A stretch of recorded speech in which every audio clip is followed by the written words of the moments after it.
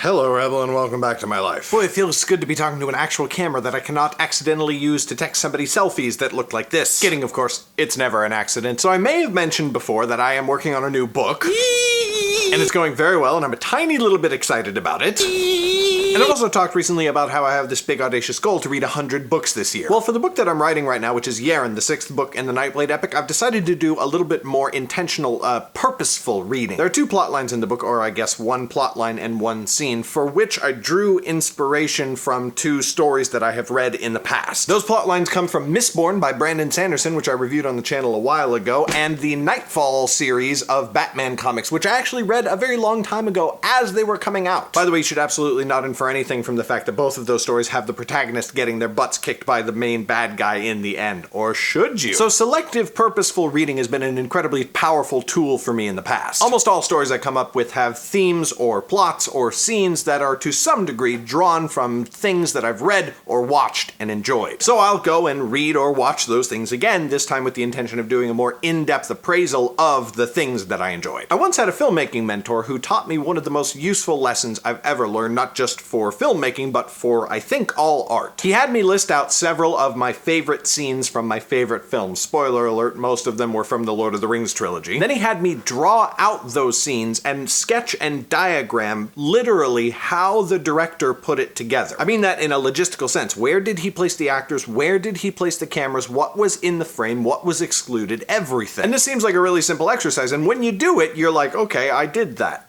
So what? But it's only after doing that to dozens of scenes, or maybe even hundreds, that you start to see the things that all the good directors do, or that at least all the directors do that works really well. Like there's common practices that you begin to see over and over again in your favorite moments in film history. And from this, I've actually sort of extrapolated my own little drill for writing. Now, I haven't done this as extensively as the drill for filmmaking, but what I will do is I will take a scene from a favorite book of mine and I will read it, and then I will sit down and I will try to write that scene myself. I will try to write it word for word, not my version of the scene. I will try to literally duplicate the exact scene. And after I've finished, I will take my scene that I wrote and I will compare it to the original book side by side. The point isn't to try and be better than the author that I'm studying, and the point isn't even to actually try and copy exactly. The point is to see what moments in that chapter stuck out the most in my mind and actually made it into my version of the scene. In parts of the scene where I got the words almost exactly right, that means that that part of the scene stuck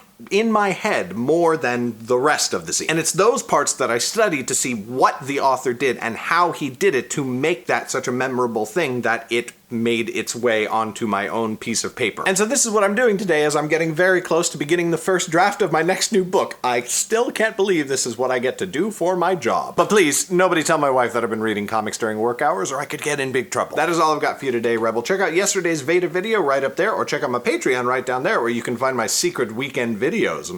Thank you so much for watching, and I will see you tomorrow. Bye!